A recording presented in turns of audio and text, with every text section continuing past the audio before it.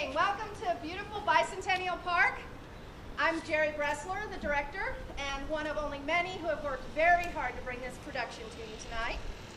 I'd like to take a moment to thank a few people who have made this production possible, beginning with the City of Asheboro, Asheboro Technical Services, and the Randolph Arts Guild, and especially the Asheboro Cultural and Recreational Services, and the wonderful Jonathan Sermon for all of their help and support. We sincerely would not be able to bring this play to our community without their help. The restrooms at the back of the park are generously provided by the City of Asheboro. I'd like to thank the Courier Tribune and the News and Record for helping us get the word out to the community. And last but certainly not least, the amazing Kevin McGarry and Barbara and Patrick Skelly for their generosity and encouragement. If you would like to support our organization, there are several ways that you can do that. Inserted in your playbill is information on how to become a patron. There is also a feedback form that you can fill out anytime tonight. You can leave both of those back at our information desk back behind you, which also has cards that include the dates for our upcoming season. To keep improving the quality of our productions, this year we need to purchase new microphones for our actors. 10 new microphones cost about $5,000. If you would like to help us close in on that goal, donations will be gratefully accepted at our information table or at any of these three buckets. We have East European Delights here tonight. If you decide that you need something to eat, snack, it's very, very good. We've pretty much all been eating there. One last piece of business. Please take a moment to turn off or silence your cell phone or electronic devices. And again, welcome to RSVP Community Theater's production of The Taming of the Shrew, and thank you for being an essential part of our production.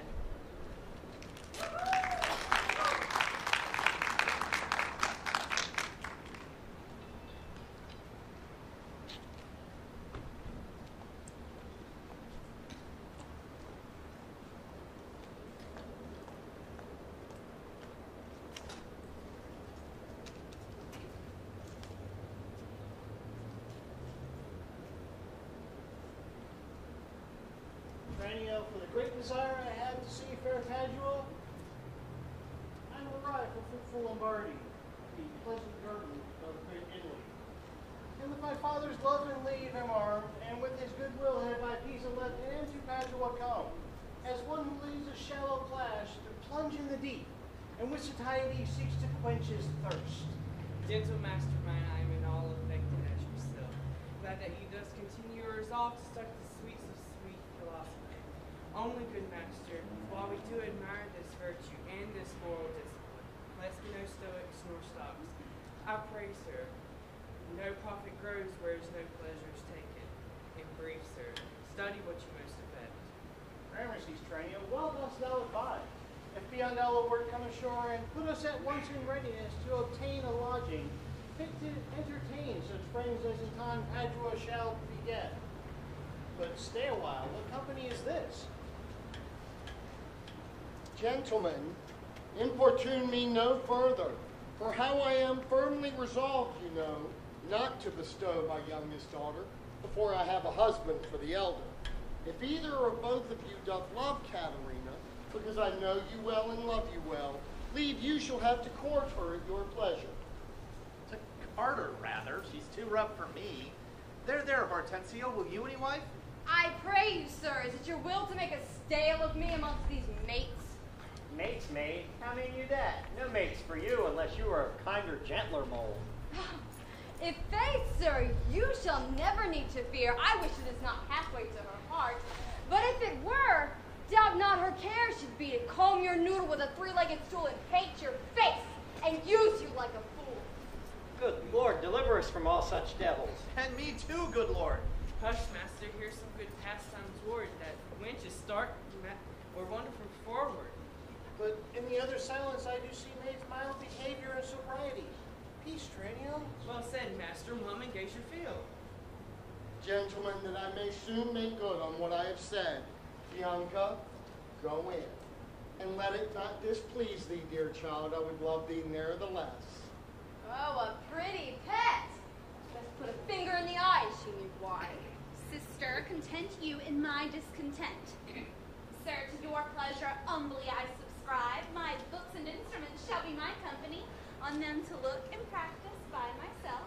Traniel, thou mayst hear Minerva speak. Signor Baptista, will you be so strange?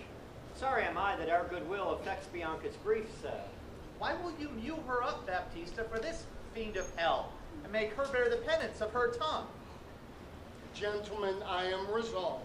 Bianca, go in. And because I know she taketh most delight in music, arts, and poetry, schoolmasters will I keep within my house fit to instruct her youth. If you, Signor Hortensio, or you, Signor Gremio, know of any such, prefer them hither. For to cunning man I will be kind and liberal, and for my own children in good bringing up. And so I take my leave. Farewell. Caterina, you may stay, for I have more to commune with Bianca. Well, then I trust I may go too, may I not? Ah, what? Shall I be appointed hours as though belike I knew not what to take and what to leave, huh? Ah! You may go to the devil's dam. Your gifts are so great as none may hold you. Farewell. And yet, for the love that I bear my sweet Bianca, if I can, by any means, light on a man to teach her that wherein she delights, I will recommend him to her father. As you say, sir. But there may be a chance to once again be happy rivals in Bianca's love. To labor and effect one thing especially. What's that, pray? Why, sir, to find a husband for her sister. A husband? A devil? I say a husband. I say a devil.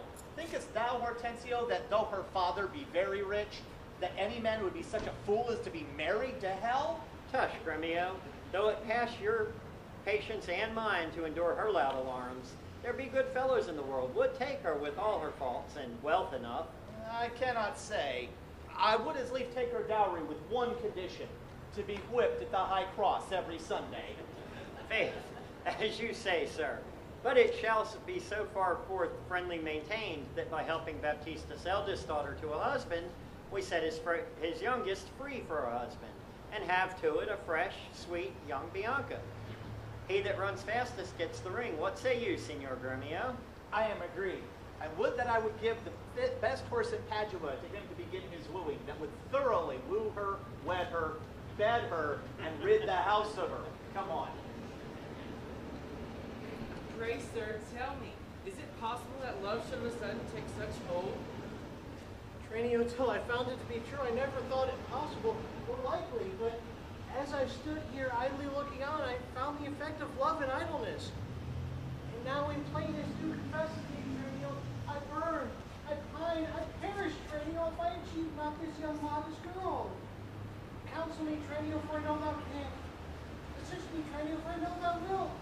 Master, you look so longly on the maid, perhaps you mark not what's the bib of all. Oh yes, I saw sweet beauty in her face. Saw you no storm? Marked you not how her sister began to scold up and raise up such a storm that mortal ears might hardly enter the den? Tranio, I saw her coral lips to move, and with her breath she did perfume the air. Sacred and sweet was all I saw in her. Pray awake, sir. If you love the maid, then thoughts and wits to achieve her. Thus it stands, her eldest sister is so cursed and shrewd that till the father reaches his hands of her, master, your love must live a maid at home. What a cruel father's he! But art thou not advised he took some care to get cunning schoolmasters to instruct her? Aye, sir. Marry am I. Now 'tis plotted. I have it, Tranio. Master, for my hand, both our inventions meet and jump in one. Tell me thine first. You will be a schoolmaster and undertake the teaching of the maid. That is your advice. And I, your father, to bless the happy union. That is mine. It is. May it be done? 'Tis hatched and shall be so.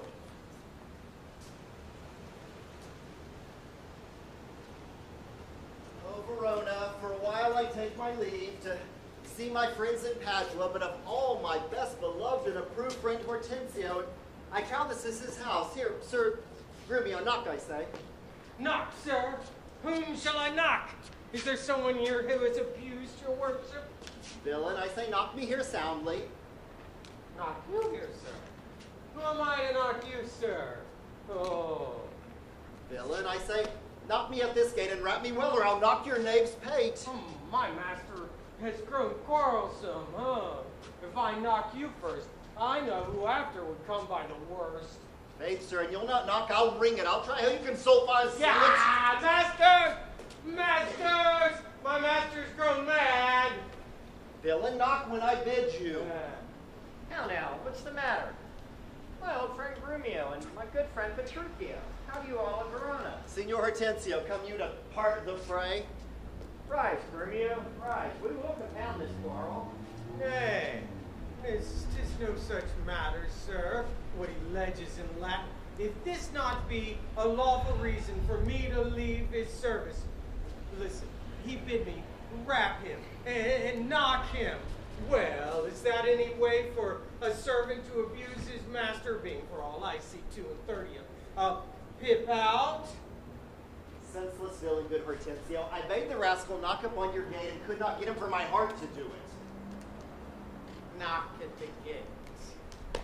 Spake you not these words plainly, sir. Knock me well and rap me here. Knock me soundly. And come you now with knocking at the gate. Sir, be good or talk not, I advise you.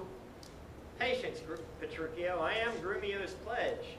This is a heavy chance twixt him and you, your ancient, trusty, pleasant servant Grumio. But tell me, my friend, what happy gale blows you to Padua here from old Verona?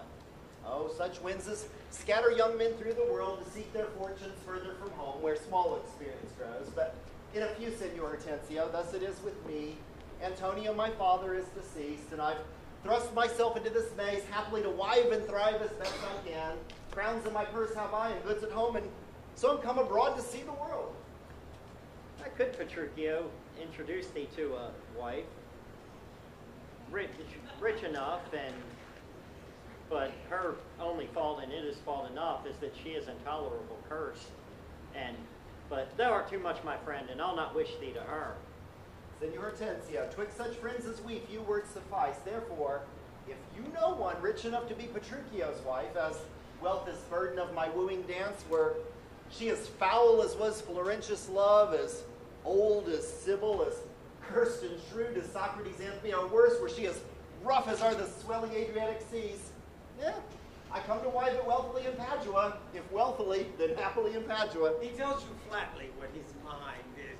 Why, give him gold enough and marry him to a puppet, or an aglet baby, or an old trot with ne'er a tooth in her head, with enough diseases for 250 horses. Why, nothing comes amiss, and so money comes with all. I can, Petruchio, introduce thee to a wife, young enough and beauteous, wealthy enough, brought up as best becomes a gentlewoman. Her only fault, and it is fault enough, is that she is intolerable cursed, and shrewd, and froward, and so beyond all measure, that were my state far worser than it is, I'd not wed her for a mine of gold. Oh, Hortensio, peace. Thou knowest not gold's effect. Tell me your father's name, and 'tis enough. I'll board her, though she chide like thunder when the clouds in autumn crash. Her father's Baptista Manola, a courteous and affable gentleman. Her name is Caterina Manola, renowned throughout Padua for her scolding tongue. I know her father, though I know not her, and he knew my deceased father well. I will not sleep, Hortensio, until I see her. Tarry, Petruchio, for I must go with thee to Baptista's.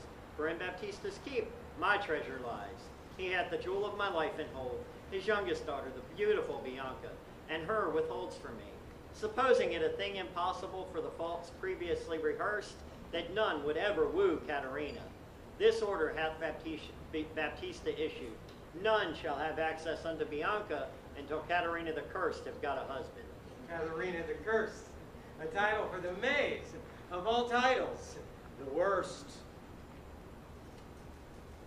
Now will my friend Petruchio do me grace and offer me disguised in sober robes to Signor Baptista, to introduce me as a schoolmaster, well seen in music, that by this disguise I might have access unto Bianca and have freedom to make love to her and court her by herself? See, this is no knavery. To beguile the old folks, how the young folks put their heads together. Oh, who comes? Oh, peace, Grumio. It's my rival in Bianca's love. Petruchio, stand by a while. A proper stripling, and an amorous. Oh, very well. I have perused the note. Hark you, sir, I'll have these very fairly bound, all books of love, and see that you read no other lectures to them. You understand me? Over and beside Signor Baptista's liberality, I'll mend it with a large S. Take you the papers and have them very finely perfumed, for she is sweeter than perfume itself to whom they go to. What will you read to us? Whatever I read to her, I'll plead for you as for my patron. Stand you so assured, as if you yourself were still in place. Yea, and perhaps with more successful words than you, unless, of course, you were a scholar, sir. Oh, this learning, what a thing it is. Oh, this woodcock, what an ass it is. Peace, sir. Mom, Grumio. God save you, Signor Grumio. Oh, how are you today, Signor Hortensio? Tell you whether I am going? To Baptista Manola's. I promised to inquire carefully about a schoolmaster for our fair Bianca, and by good fortune I have lit upon this young man.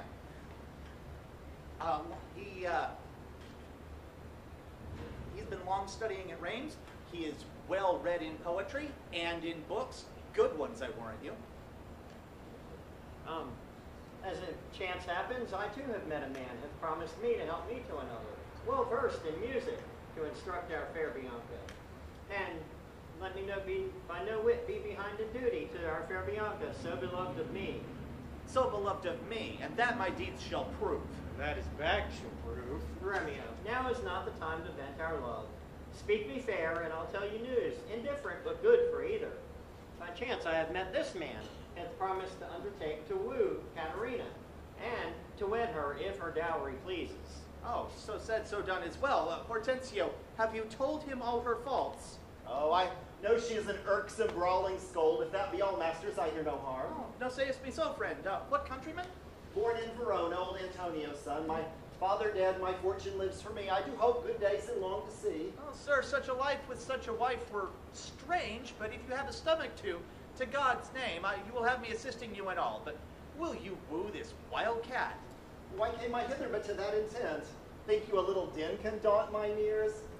Have I not in my time heard lions roar? Have I not heard the sea puffed up with wind rage like an angry boar chafed with sweat? Have I not heard great ordnance in the fields and heaven's artillery thunder in the skies? Have I not in a pitched battle heard loud larums and neighing clangs?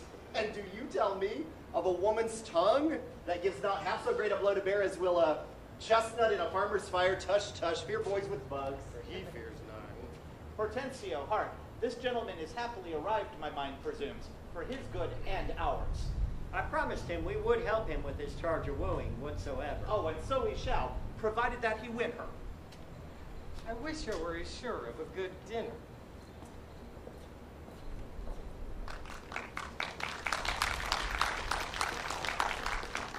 Good sister, wrong me not, nor wrong yourself to make a bondmaid and the slave of me.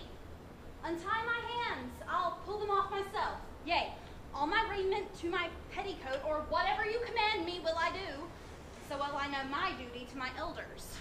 Of all thy suitors, here I charge thee. Tell whom thou lovest best. See thou dissemble not. Believe me, sister, of all the men alive, I never yet beheld that special face which I could fancy more than any other. Thou liest. Is it not Hortensio? If you affect him, sister, here I swear I'll plead for you myself, but you shall have him. Oh, then belike you fancy riches more. You shall have Gremio to keep you fair. And is it for him you do envy me so? Nay, then you do but jest. And now I well perceive you have but jested with me all this while. I prithee, Sister Kate, untie my hand. If that be jest, then all the rest was so. How now, dame, whence grows this insolence? Stand aside, Bianca. Poor girl, she weeps. Go in, ply thy needle, meddle not with her. Thou foul hireling of a devilish spirit, why dost thou wrong one that ne'er did wrong thee? When has she ever had a bitter word for thee? Her silence flouts me, and I'll be revenged. Why, in my sight, Bianca, get you in. What? Will you not suffer me? Nay, I see. She is your treasure. She must have a husband. I will dance barefoot on her wedding day. Oh, talk not to me. I will go sit and weep till I can find occasion for revenge. Ugh! Was ever a gentleman thus grieved as I? But who comes here? Good morrow, neighbor Baptista. Good morrow, Senor Gremio. God save you, gentlemen. And you, good sir. Pray, have you not a daughter called Katerina, fair and virtuous? I have a daughter, sir, called Katerina. You are too blunt. Go to it orderly. You wrong me, Senor Gremio. Give me leave. I'm a gentleman of Verona, sir, that hearing of her beauty and her wit, her affability and bashful modesty, her wondrous qualities and mild behavior, am bold to show myself a forward guest within your house to make mine eye a witness of that report which I so oft have heard. And as an entrance to my entertainment, I do present you with a man of mine, cunning in music and the mathematics, to instruct her fully of those sciences, whereof I know she is not ignorant. Accept of him, or else you do me wrong. You are welcome, sir, and you for his good sake. But whence are you, sir? What name shall I call you?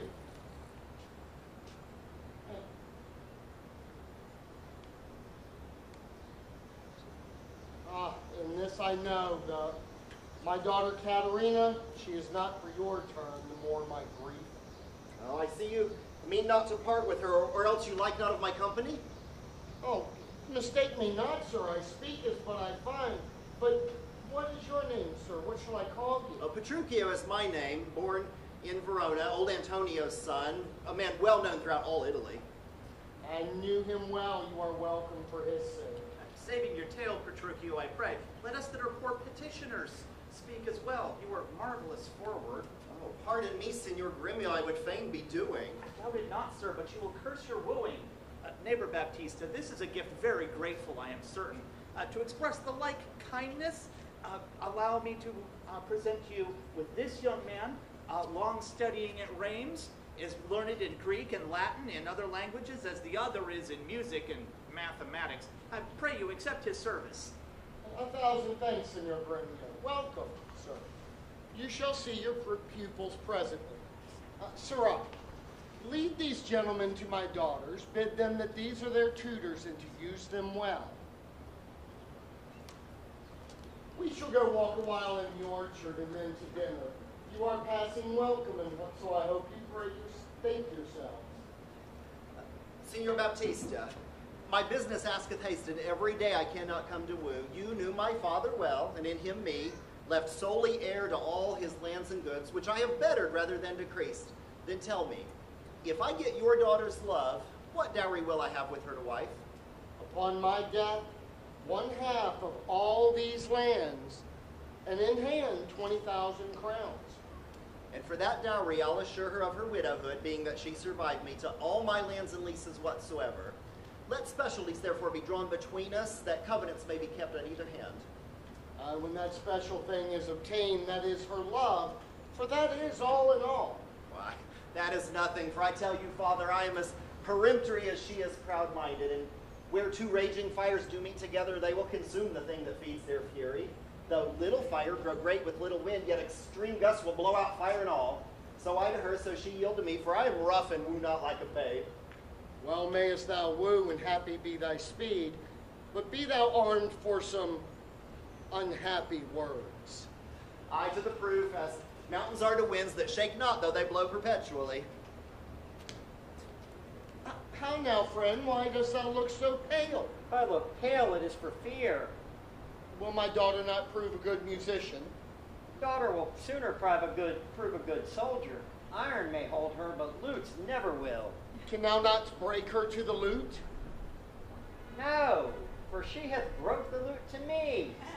I did but tell her she mistook her frets, and bowed her hand to teach her fingering, when with a most impatient, devilish spirit, frets call you these? Quoth she, I'll fume with them. And with that she struck me on the head. And as my pate made way through the instrument, I stood as upon a little pillory, looking out amazed as she did call me rascal fiddler. Now, before the world, it is a lusty wench. Oh, I love her 10 times more than ever I did. Oh, how I long to have some chat with her. Well, go with me and be not so discomforted. Proceed in practice with my younger daughter. She's more apt to learn and thankful for good terms. Senor Petruchio, will you go with us, or shall I send my daughter Kate to you? Oh, I pray you do. I will attend her here and woo her with some spirit when she come. I'll say that she rail. I'll tell her plain she sings as sweetly as the nightingale. Say that she frown. I'll say that she look as clear as morning roses newly washed with dew. Say that she be mute and speak not a word. I'll commend her volubility and say she uttereth piercing eloquence. If she bid me pack, I'll give her thanks as though she bid me stay by her a week. If she deny to wed, I'll crave the day when I can ask the bands and when be married. But here she comes, and now Petruchio speak. Good morrow, Kate, for that's your name, I hear.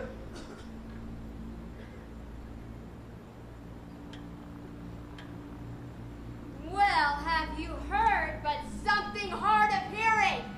They call me Katharina that you talk to me.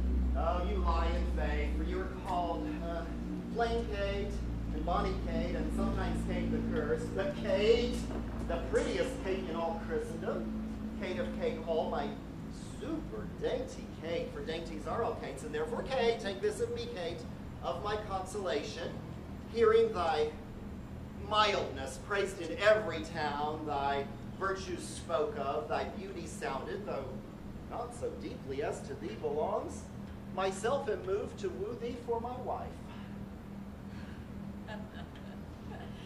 Moved?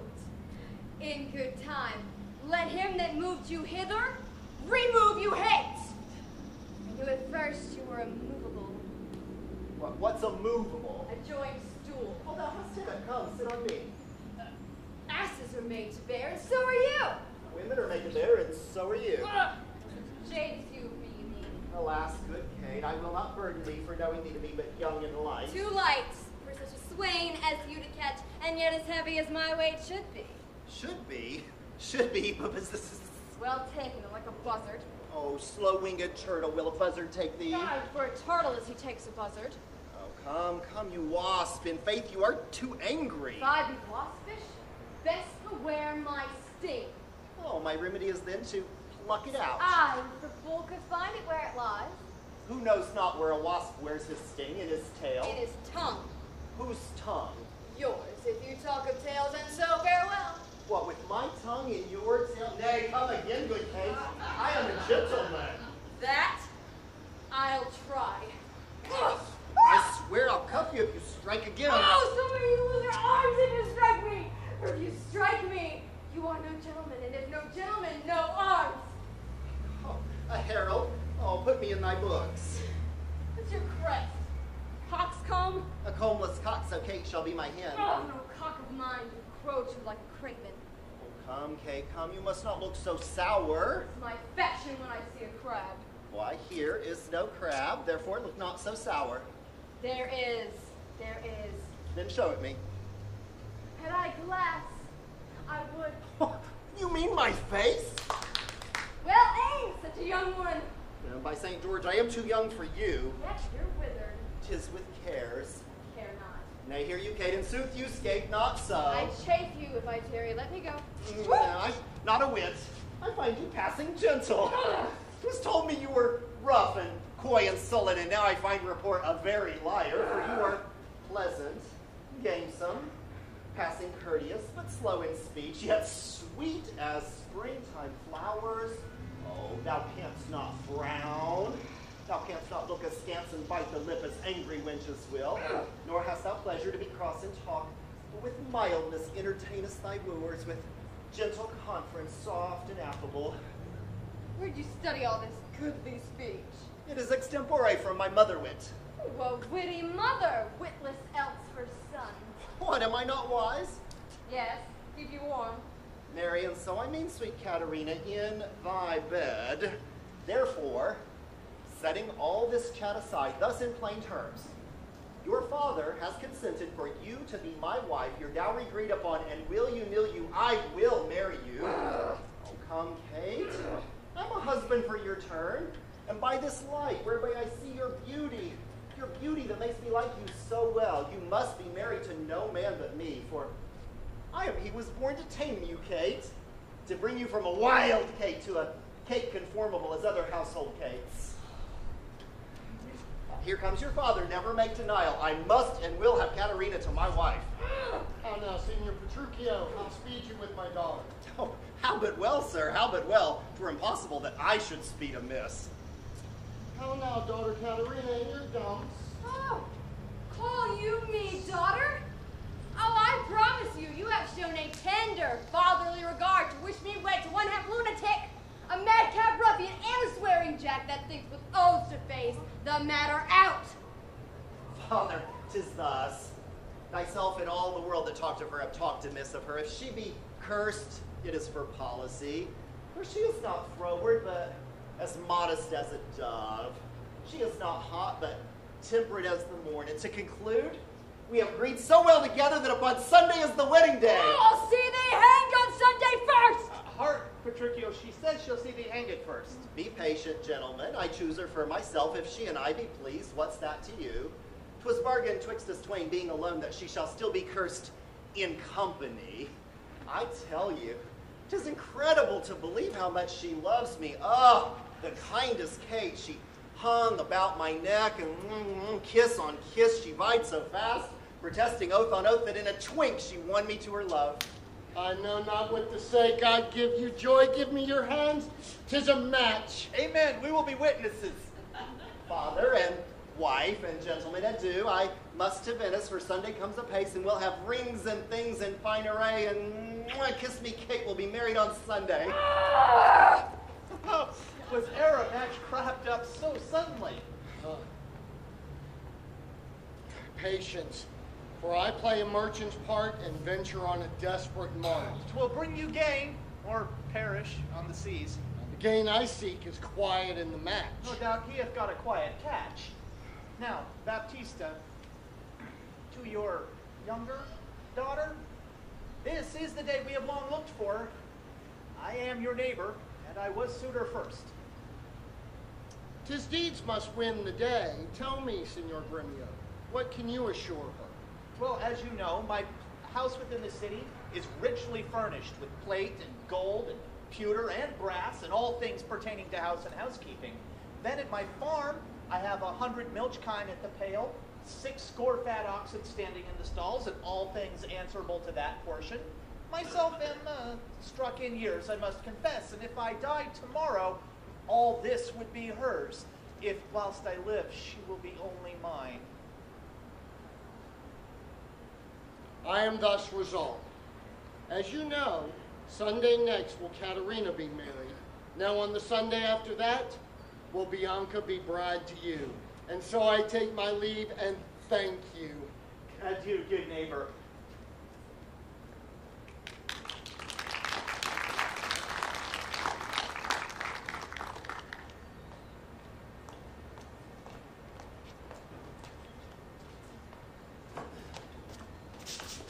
Fiddler, forbear. You grow too forward, sir.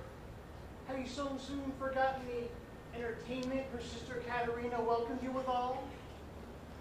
But, wrangling pedant, this is the patroness of heavenly harmony. Give me leave to instruct her in music for an hour. When my lecture is done, yours shall have leisure for as much. Preposterous ass that never read so far to know why music was ordained. Was it not to refresh the mind of man after his studies or his usual pain? Then give me leave to read philosophy, and while I pause, serve in your harmony.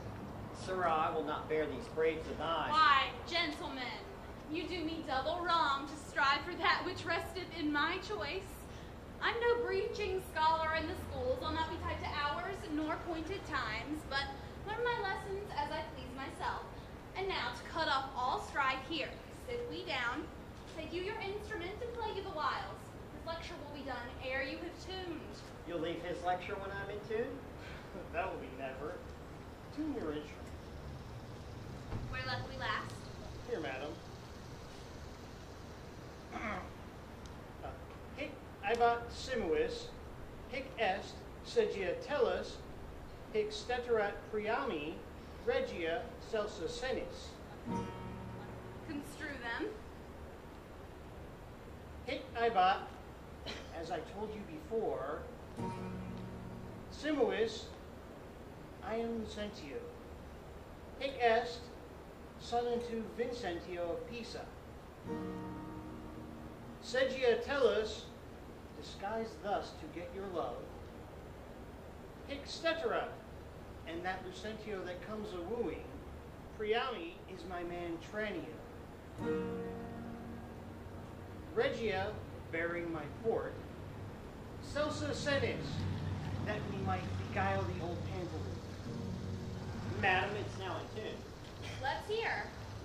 Oh, fie, the treble jars. Spit in the hole, man, and tune again. Now, let me see if I can construe them. Hic ibat simois, I know you not. Hic est sagiatellus, I trust you not. Hic steterat priami, take heed he hear us not. Regia, presume not. Celsa senis, despair not. Madam, 'tis now in tune. All but the bass. 'Tis not the bass that jars, 'tis the bass knave. In time I may believe, yet I mistrust. Mistrust it not. I must believe my master, else I promise you I should still be arguing upon that doubt, but let it rest. And now, masters, I pray you take it not unkindly that I've been thus pleasant with you both. You may go off. My lessons make no music in 3 parts. Are you so formal, sir? I will wait. What withal, for but I be deceived, our fine musician groweth amorous. Now, mistress, before you touch the instrument, you must first begin with rudiments of art. Gamut, to teach you fingering in a more pithy, pleasant, and effectual than has been taught by any of my trade. Here it is in writing, fairly drawn. Why, I'm past my gamut long ago. Ah, but read the gamut of Hortensio. Gamut I am, the ground of all accord. A, to plead Hortensio's passion. B, Bianca, take him for thy lord. C, that loves with all affection. D, 1 cleft, 2 notes have I. E, show pity or I die. Call you this gamut? Tut, I like it not. Old fashions please me best, and I'm not so nice to change true rules for old inventions. Mistress, your father prays you leave your books and help to dress your sister's chamber up. You know tomorrow is the wedding day. Farewell, sweet masters both. I must be gone. Faith, mistress, then I have no cause to stay. I have cause to pry into this pedant. Methinks he doth look as though he were in love. Bianca, if ever thy thoughts be so humble that your eye catches every passing stale, if ever I find thee ranging, Hortensio will be done with thee by changing.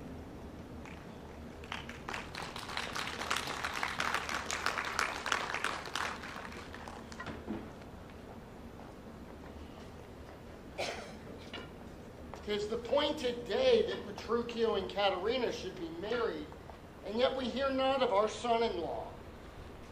What shall be said?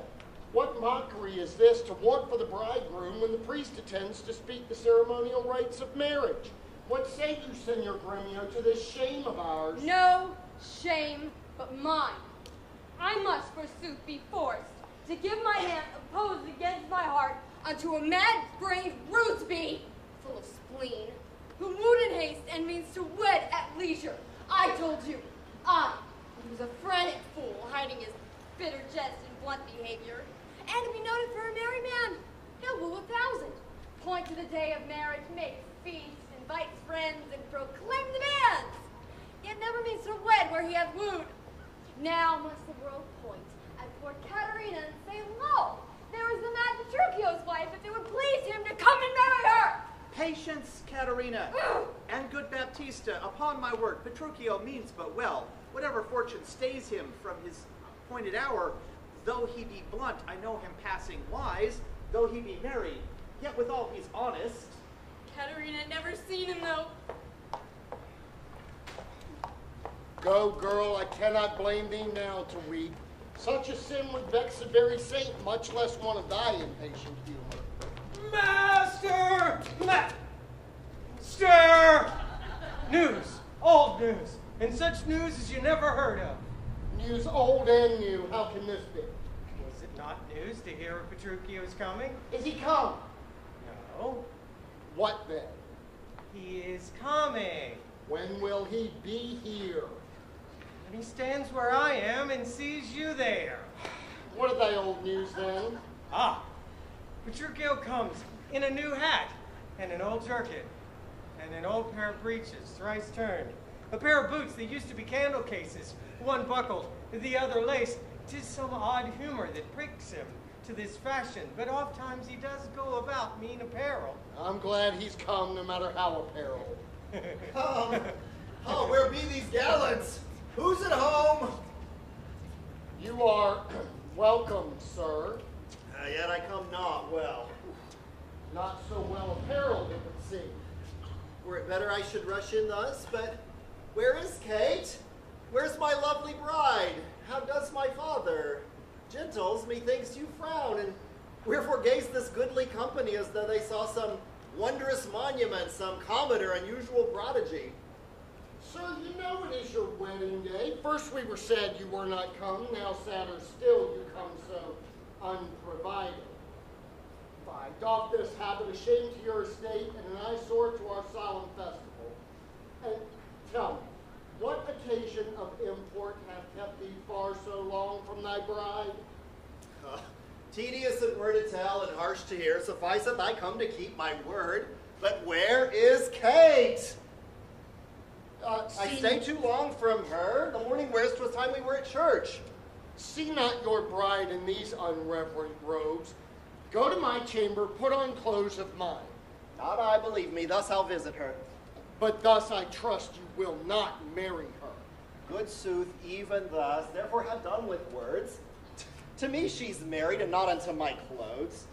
Could I repair what she will wear in me, as I can change these poor accoutrements to well for Kate and better for myself?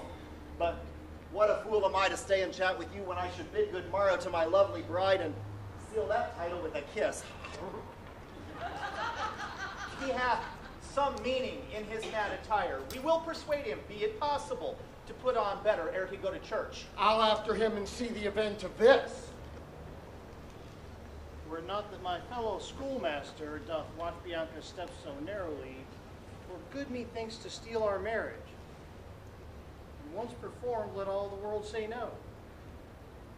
I'll keep mine despite of all the world.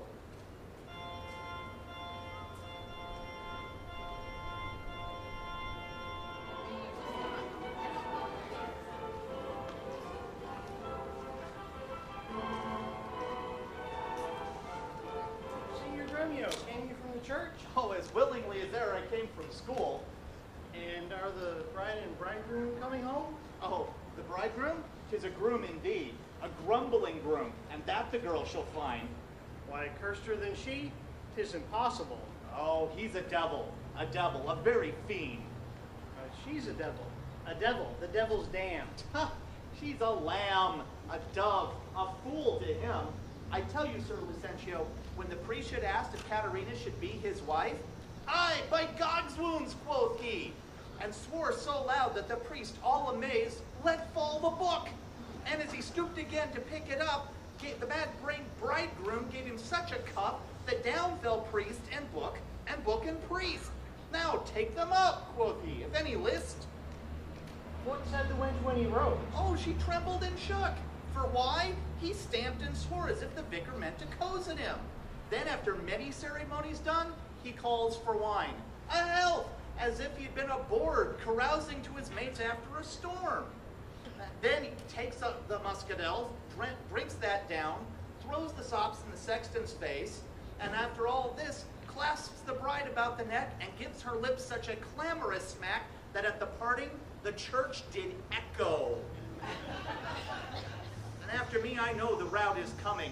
Such mad marriage as ne'er was before. Hark, hark, I hear the minstrels play.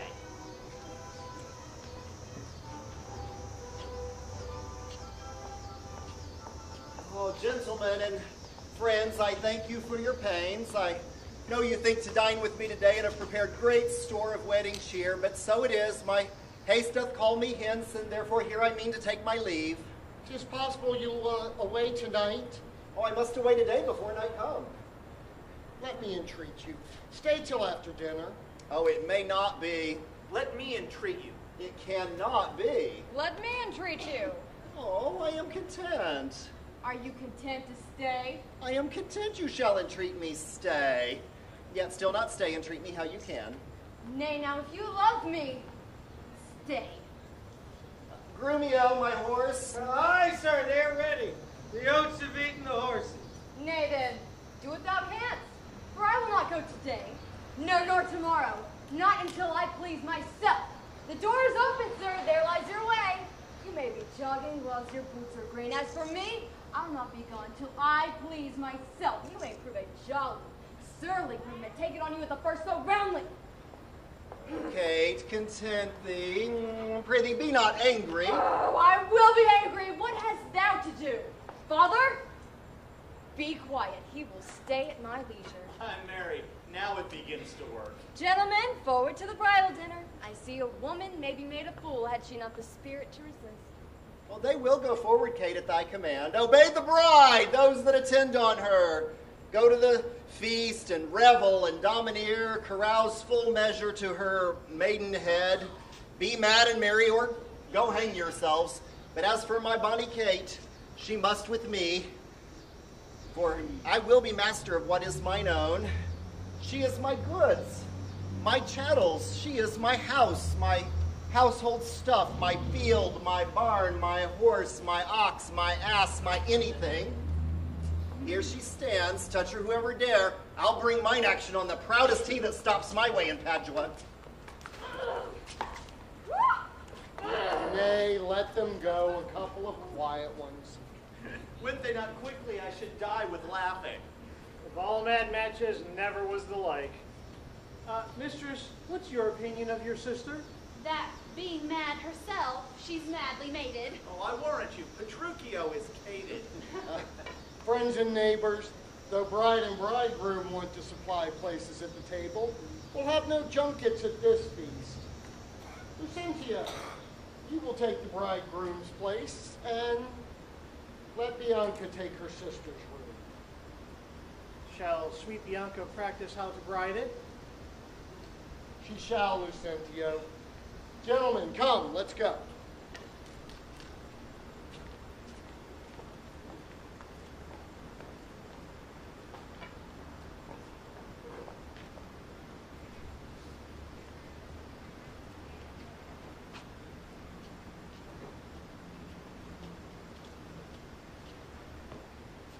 High. High on all tired jades, on all mad masters, and on all foul ways. Was ever a man so beaten? Was ever a man so rayed? Was ever a man so weird? I am sent before to make a fire, and they come after to warm themselves. Carla! Who is it that calls so coldly? A block of ice, and if thou doubt'st it, they can slide from my shoulder to my heel, with no greater a run than my head and my neck. Oh, fire, good God. Is my master and his wife coming to Grumio? Why, Carla, aye, and therefore fire, fire, cast on no water. Is she so hot as Shrew as she's reported? She was, good Carla, until this frost. For thou know winter tames man, woman, and beast, for it is tame my old master, and my new mistress, and myself, fellow Carla. I prithee, good Grumio, tell me, how goes the world?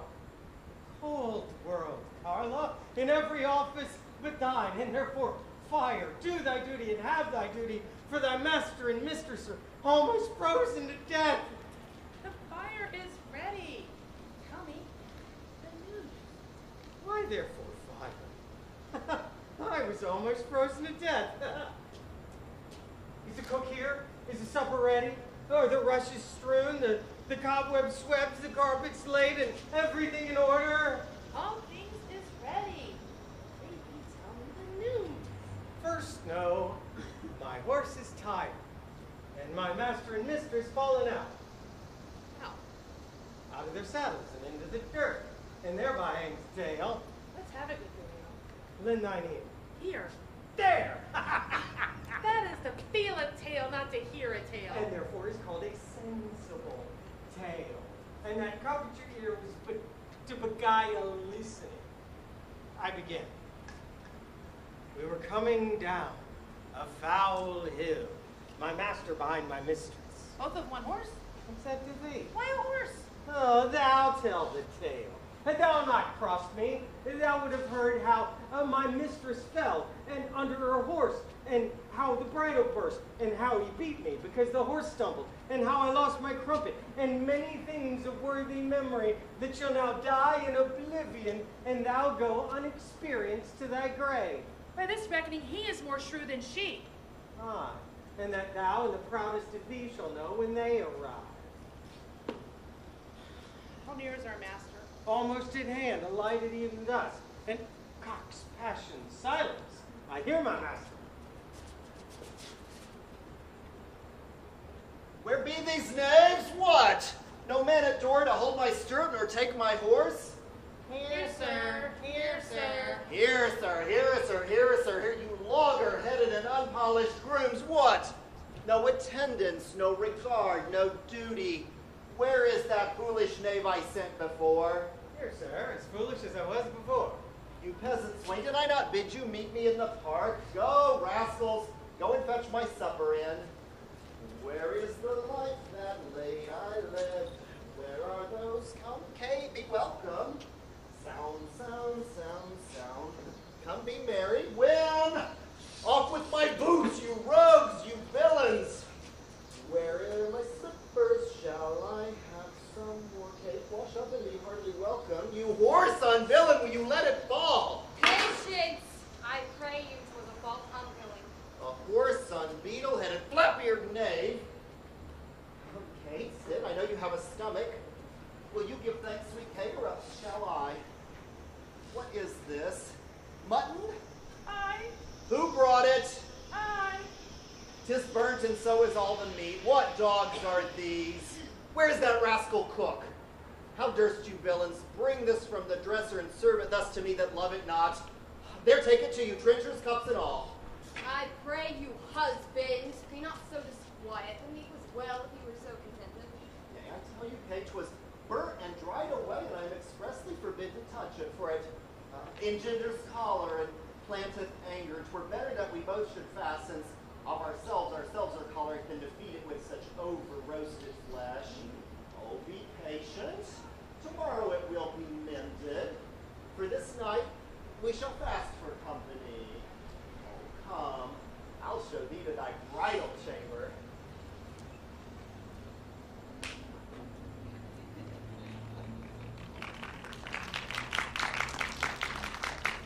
Didst ever see the like? He kills her in her own humor. Where is he? In her chamber, even now, preaching a sermon of constancy to her, and raves and swears, such that she knows not which way to stand, to look, to speak, and sits as one new arisen from a dream. Oh, here he comes. Away, away! Thus have I politically begun my reign, and 'tis my hope to end successfully. My falcon now is sharp and passing empty. Until she stoops, she must not be full gorged, for then she never looks upon her lure. Another way I have to make her come and know her keeper's call. Today she eat no meat, nor tonight shall none. Last night she slept not, nor tonight shall not. As with the meat, I'll find some undeserved fault about the making of the bed, and here fling a pillow, and there a bolster, one way the coverlets, and another way the sheets. And amid this hurly, I intend that all be done in reverent care of her. And in conclusion, she shall watch all night. And if she should chance to nod, I'll rail and brawl, and with that clamor keep her yet awake. Ah, here is a way to kill a wife with kindness, and thus I'll curb her mad and headstrong humor. He who knows better how to tame a shrew, now let him speak. 'Tis charity to show.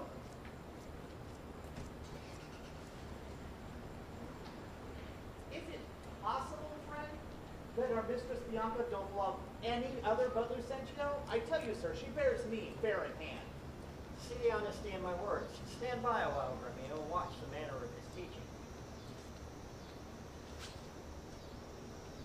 Now, mistress, profit you in what you read? What master read you? First resolve me that. I profess that I read The Art to Love. And may you prove, sir, master of your art. While you, sweet dear, prove mistress of my heart. See how they kiss in court? You that nerds love your mistress, swear at your mistress, loves none but Lucentio so much as any in the world? Oh, despiteful love, unconstant womankind.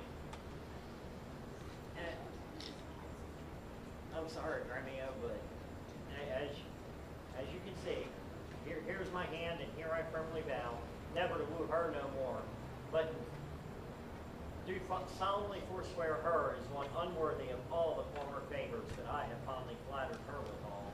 And here I take the solemn, unfeigned oath ne'er to marry with her, though she would entreat. Fie on her. See how beastly she doth court him. Would that he had forsworn her. But as for me, keep mine oath, I'll be married in 3 days hence to a wealthy widow that loves me as long as I have loved that proud, disdainful haggard. And so, in resolution, farewell.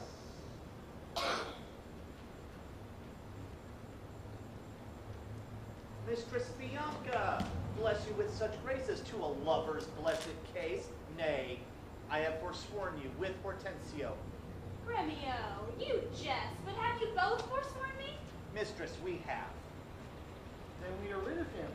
Faith, he'll be wedded to a lusty widow now, who'll be wooed and wedded in a day. God give him joy. Aye, and he'll tame her. He says so, Gremio? Aye, mistress, he has gone into the taming school. What, the taming school? Is there such a place? Aye, mistress, there is, and Petruchio is its master, who teacheth tricks 11 and 20 long to charm a shrew and tame her chattering tongue.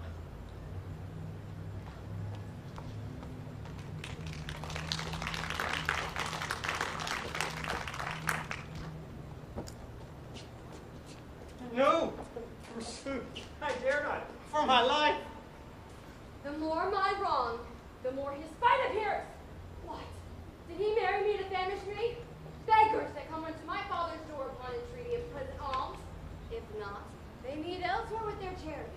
But I, who never knew how to entreat, nor never needed that I should entreat, am starved for meat, giddy for lack of sleep, with oath kept waking with brawling fed.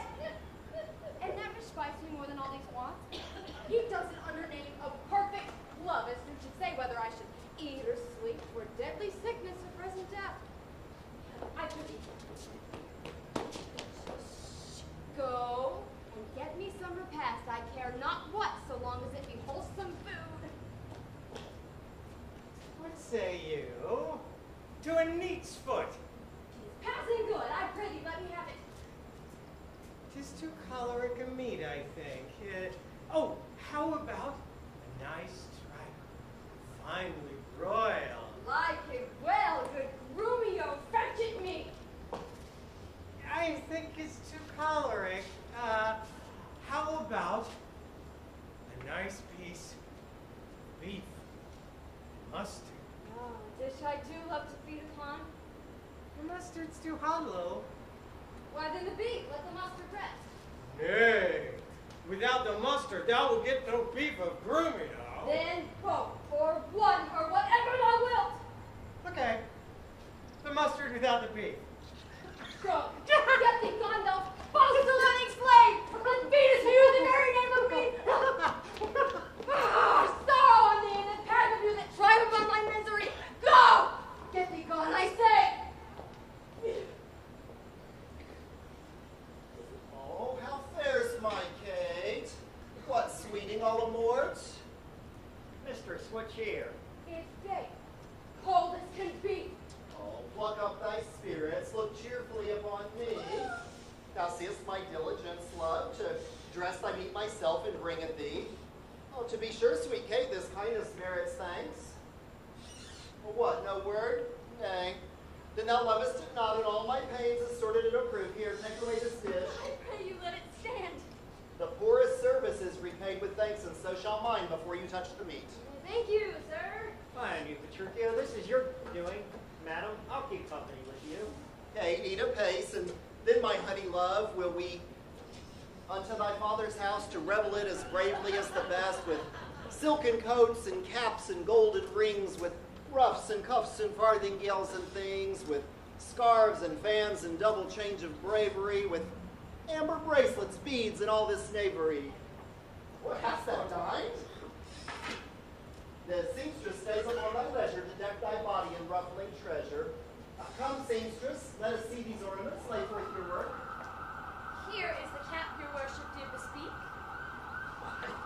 This was molded on a porringer, a velvet dish. Fie, 'tis lewd and filthy. Away with it. Come, let me have it bigger. I'll have no bigger. This cap doesn't fit the time, and gentlewomen wear such caps as these. You shall have one too, and not till then.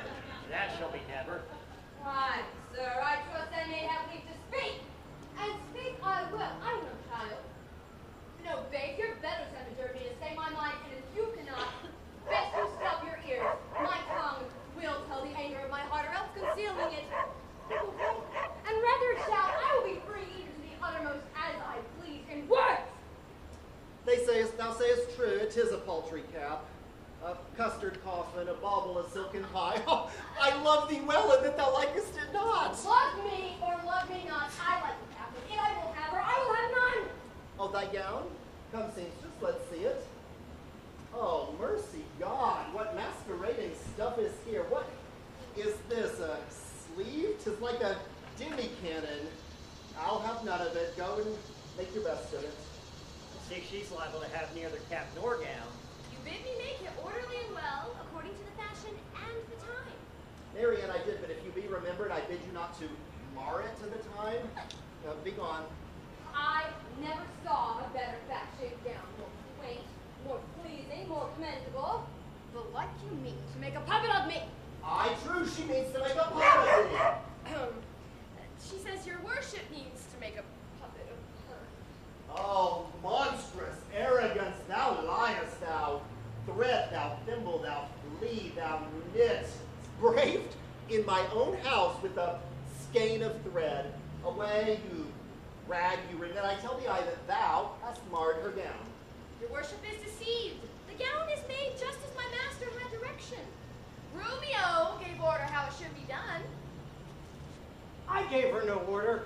I gave her the stuff. How did you desire it should be made? Very nice.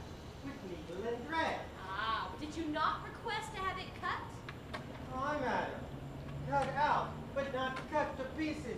Ergo, thou liest. Why, here is the note of the fashion to testify. The note lies in the throat if it says I said so. A loose-bodied gown. If ever I said a loose-bodied gown, sew me in the skirts of it and beat me to death with a bottom of brown thread. I said, gown. With a small compass cape. I confess the cape. With a trunk sleeve. I confess 2 sleeves. Sleeves curiously cut. Aye, there's the villainy. Oh, error in the bill, sir, error in the bill. I commanded that the sleeves be cut out and then sewed up again. And that I'll dare, even though your little finger be armed with a thimble. This is true, sir, and I had thee in place where thou shouldst know it. Oh, I'll have thee straight. Take the bill, I'll none of it. Then, God, Romeo will have no odds then. Well, in brief, sir, the gown is not for me. No, sir. Gown is for thy mistress. Go, take it up into my master's use. Take the gown up to my master's use. What's your conceit in that? Oh, the conceit is deeper than you think, sir. For take up thy gown to his master's use. Oh, fie, fie, fie.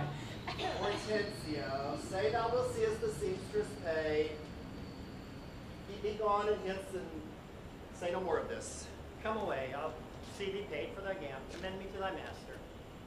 Take no heed at his unkind words. Come, my little Kate. We'll unto our fathers, our purses shall be proud, our garments poor, for 'tis the mind that makes the body rich, and as the sun breaks through the darkest cloud, so honor peereth in the meanest habit. will henceforth to sport and feast us at thy father's. Go, call my men, and we'll straight to him, and have our horses brought to Long Lane Inn. There we'll mount and thither go on foot. Let's see, I think 'tis now some 7 o'clock, and well, we may come there by dinner time. I dare assure you, sir, 'tis almost 2, and 'twill be supper time ere you come there. It will be 7 ere I go to horse. Now look, what I think and do and think to do, you are still crossing it. Sirs, let it alone. I will not go today, and ere I do, it will be 1 o'clock I say it is. This gallant will command the sun.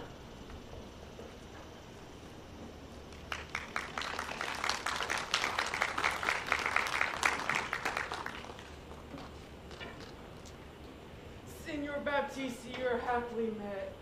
Sir, by your leave, have you come to Padua to gather in some debts? My son Lucentio made me acquainted with the weighty cause of love between your daughter and himself.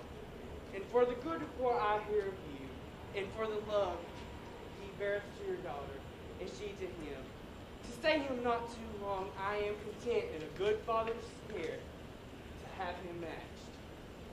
Sir, forgive me for what I must say. Your plainness and your shortness does please me well.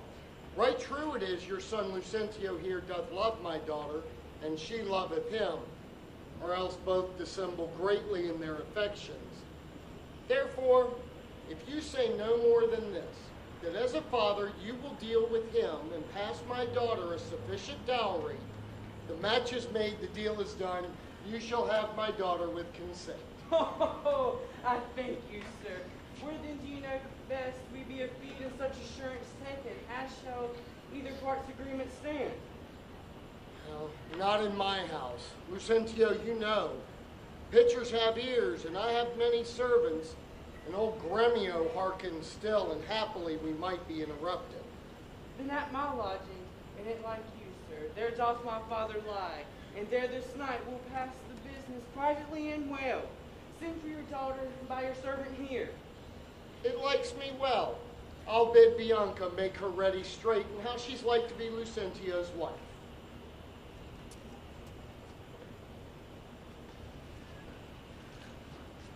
The old priest at St. Luke's is at your command at all hours. I cannot tarry.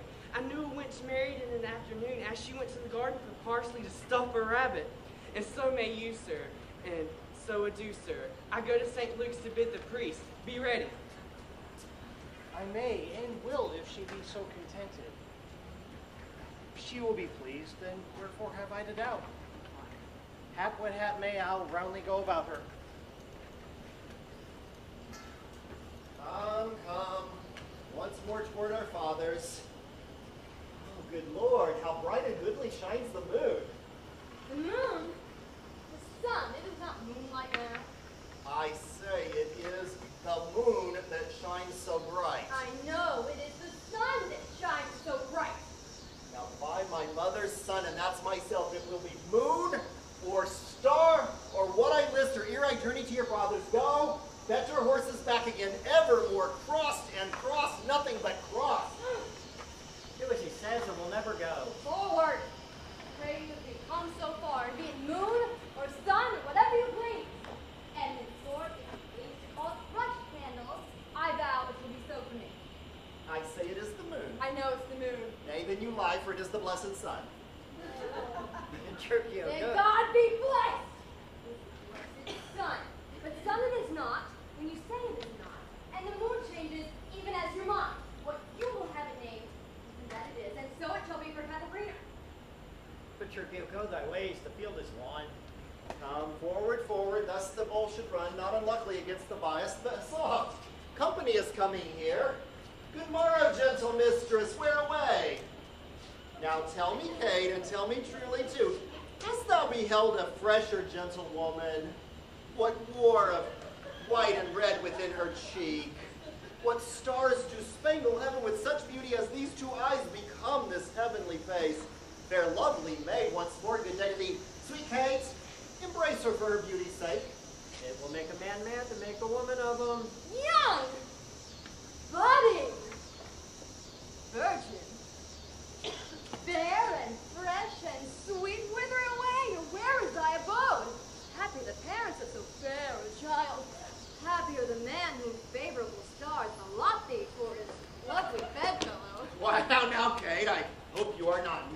is a man, old, wrinkled, faded, and withered, and not a maiden as thou sayest he is. Pardon, old father. My eyes have been so bedazzled by the sun, and everything I look on seemeth green. Now I perceive thou art a reverend father. Pardon, I pray thee, for my mad mistake. Too good, old grandsire. Withal make known which way thou travellest. If it be along with us, we shall be joyful of thy company. Gentle sir, merry mistress, much as our meeting amazed me. My name is Vincentio. My dwelling, Isa. I'm bound to Padua, there to see a son I have longed to visit. Oh, what is his name? Vicentio, gentle sir. Oh, happily we met, the happier for thy son, and now, by law as well as reverend age, I may entitle thee my loving father. For the sister of my wife, this gentlewoman, your son by this hath married. Be not grieved nor amazed. She is of worthy birth, of noble esteem and wealthy dowry, and besides, so qualified as may become the spouse of any noble gentleman. Let me embrace old Vincentio and wonder to see his honest son, who will of thy arrival be full joyous. Is it true, or is it your pleasure, like pleasant travelers, to break a jest upon fellow travelers? I assure thee, it is so. Come, go and see the truth hereof. Our first merriment hath made thee jealous. Oh, and here is the door. This is Lucencio's house. My father's bears more toward the marketplace. Thither must I, and here I leave you, sir. Oh, thou would drink before you go. I think I can make merry withal, and there be some cheer toward.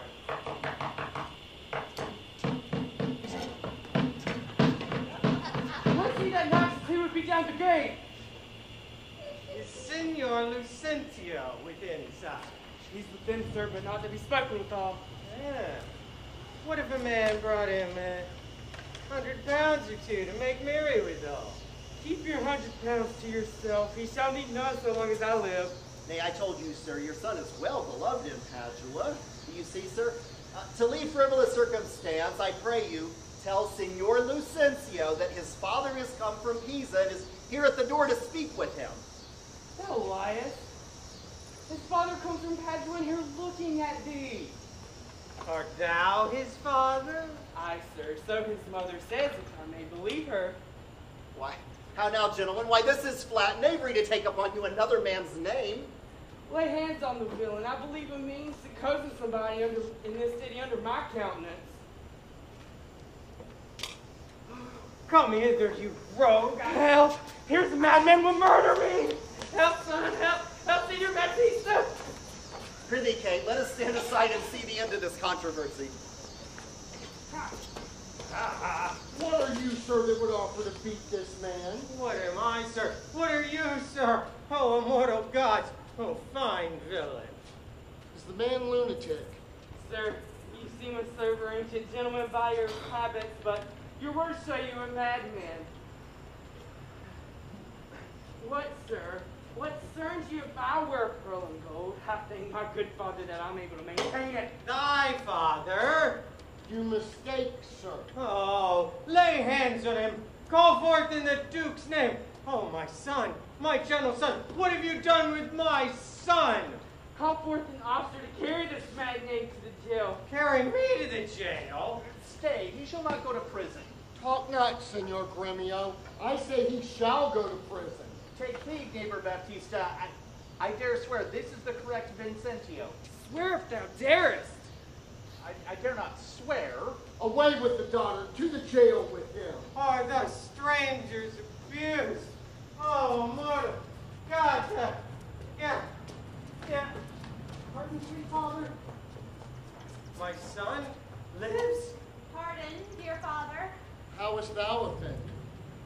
Lucentio, Here's Lucentio, the right son to the right Vincentio, that have by marriage made thy daughter mine, while counterfeit supposedly are thine eye. Oh, here's packing with a witness to deceive us all. Oh, where goes that villain Tranio that faced and braved me thus? Bianca's love made me exchange Tranio state with my father, while he did bear my countenance in the town, and happily I am arrived at last unto the rush haven of my bliss. What Tranio did myself and forced him to, then pardon him, sweet father, for my sake. I'll slit the nose of the villain that would send me to the jail. Do you hear, sir? Have you married my daughter against my goodwill? Oh, fear not. You will be contented. Go in. But I will out and be revenged for this villainy. And I, too, to see the depths of this knavery.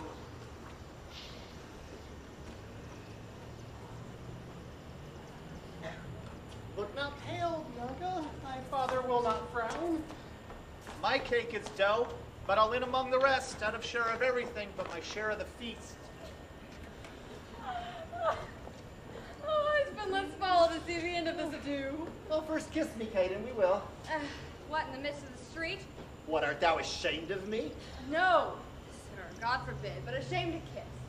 Well, then away to home we go again. Come, sir. Nay, then, I will kiss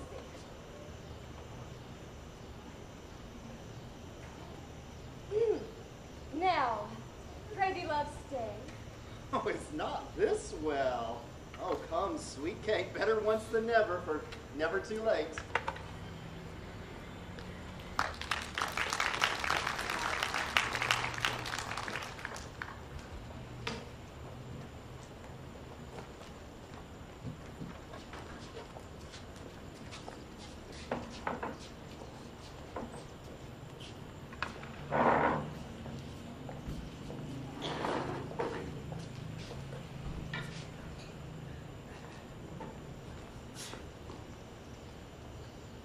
At last, though long, our jarring notes agree. And time it is, when raging wars are done, to smile at scrapes and perils overblown. My fair Bianca, bid my father welcome, while I with self-same kindness welcome thine. Brother Petruchio, sister Caterina, and thou Hortensio with thy loving widow, feast with the best, and welcome to my house. My banquet is to close our stomachs up, for now we sit to chat as well as eat. Nothing but sit and eat and eat. Padua affords this kindness, son Petruchio. Padua affords nothing but what is kind. But for both our sakes, those words were true. Now for my life, Petruchio fears his widow. Then never trust me if I be a fear. Oh, you're very sensible, yet you mistake my sense. I mean, Hortensio is afeard of you. Oh, he that is giddy thinks the world turns round. Oh, roundly reply. Mistress, how mean you that? Thus I conceived by you. Oh, conceives by me. Whew, how likes Hortensio that? My mistress means she conceives her tale by me. Oh, very well mended. Kiss him for that, good widow. He that is giddy thinks the world turns round. I pray you, mistress, tell me what you meant by that. Your husband, being troubled with Shrew, measures my husband's sorrow by his woe. And now you know my meaning. A very mean meaning. Right, I mean you. And I mean indeed respecting you. To her, Kate! To her, widow. 100 marks my Kate does put her down. That's my office. Oh, spoke like an officer. Here's to be glad. I like this use in your grooming of these quick-witted folks. Marry, they butt together well. Head and butt. An hasty-witted body would say your head and butt were head and horn. Mistress Bride, has that awakened you? Aye, but not frightened me, and therefore I'll sleep again. Nay, that you shall not. Since you've begun, have at you for a bitter jest or two. Am I your bird? I mean to shift my bush, and then pursue me as you draw your bow. You are welcome, all. Oh, she hath fermented me. Here, Signor Tranio, that bird you aimed at, though you hit it not, therefore, a health to all that shot and missed. Oh, sir, Lucincio split me like his greyhound, which runs himself and catches for his master. A good swift simile, but something courage. 'Tis well, sir, that you did hunt for yourself, and 'tis thought your deer does hold you at a bay. Oh, I like this that, Senor Petruchio. Tranio, it's you now. I thank thee for that gird, good Tranio. Confess, Petruchio, that doth strike thee here. and had a little galled me, I confess, and as the jest did glance away from me, 'tis 10 to 1 it banged you two outright. In good sadness, son Petruchio, methinks thou hast the veriest shrew of all. Well, I say no. And therefore, for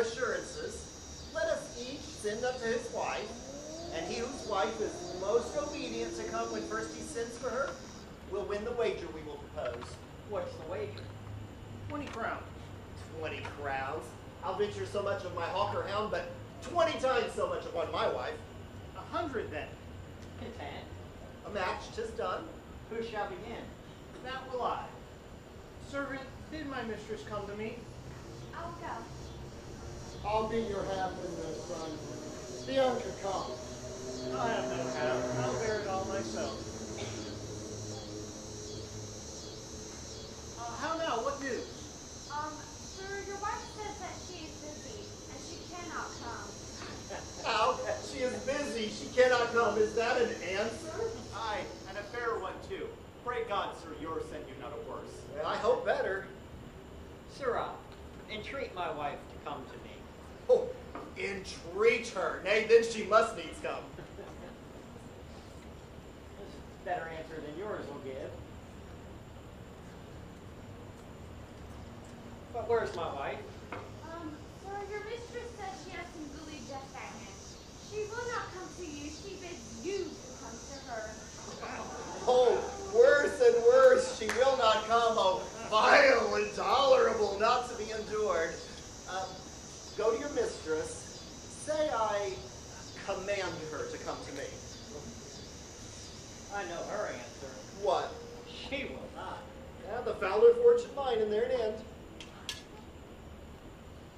By my holiday, Katerina comes. What is your will, sir, that you send for me? Where is your sister and Hortensio's wife? They sit conferring by the parlor fire. Go fetch them hither. If they deny to come, swinge me them soundly forth into their husbands. Away, I say, bring them hither straight. It's a wonder if you talk of a wonder. Aye, but I wonder what it bodes.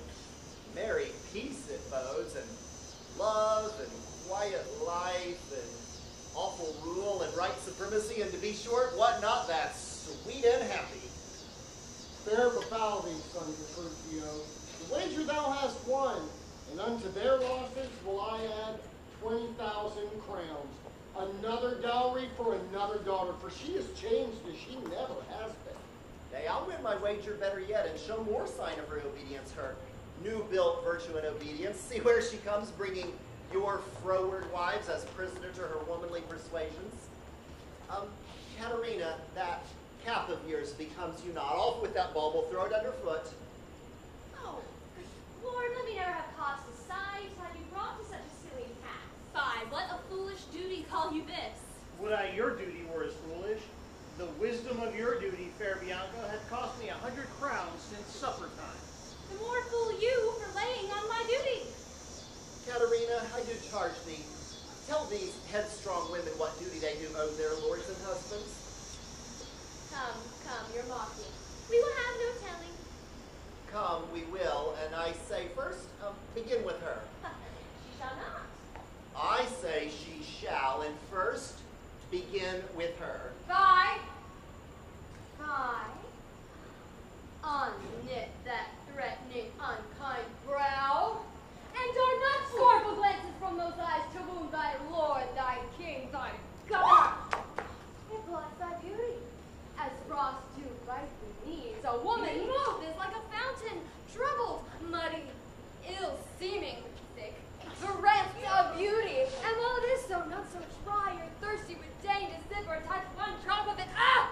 Thy husband is thy lord, thy life, thy keeper, thy head, thy sovereign, one that cares for thee, and for thy maintenance commits his body to painful labor both by sea and land, to watch the night in storms, the day in cold, whilst thou liest warm at home, secure and safe, and craves no other tribute at thy hands, but love, fair looks, and true obedience.